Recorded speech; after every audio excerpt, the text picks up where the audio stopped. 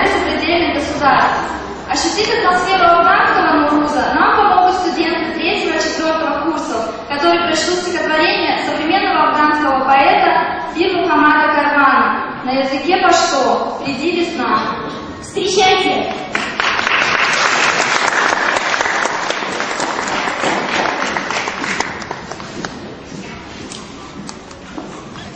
Пасарлея раша раша, чеперуечу ляльму, чеперуечу ляльму, де рахмат рахке баранши, чедебруну персаруну,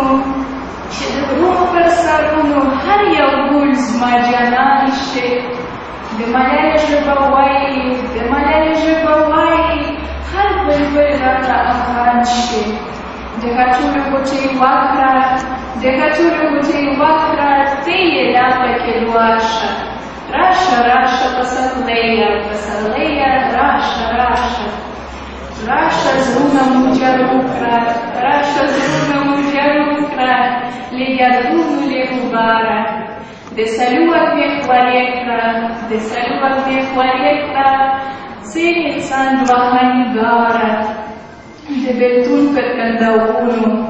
Дебельтун per candaunu tira de mine lara.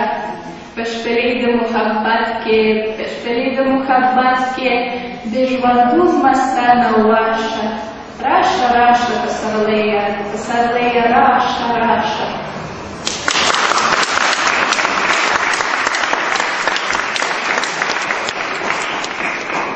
Treinasiri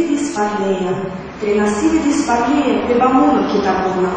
Mășumanul ta mergoară, de culunul chitabuna. Radesule al de amă, de ficrunul chitabuna. De tiaro pertura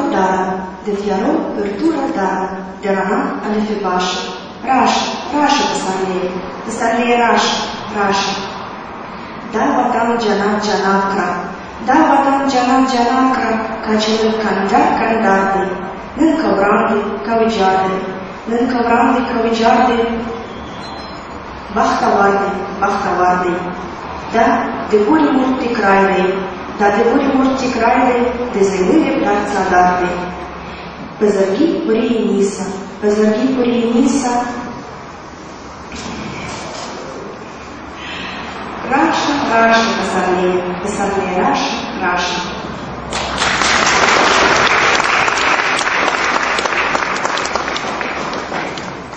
Pe hawa ki chidezano, mastie kalkalevi. Ce jangi jazuna nevi, na ye shuhlevi. Ce majnunvi aman, sula chirelavi. Da jahanvi mina, bas de mine tamanasha, rașa pasarleia rașa. Ce zmunc perdango hruno, plumar de bara în bazare bucri. Pe jaberul che la luna, de hkula habere bucri. Ce pe pase de aman, și-n harei sandere bucri. Iau carwan de jwan pe bangaru mată ciupiașa. Rașa, pasarleia, rașa.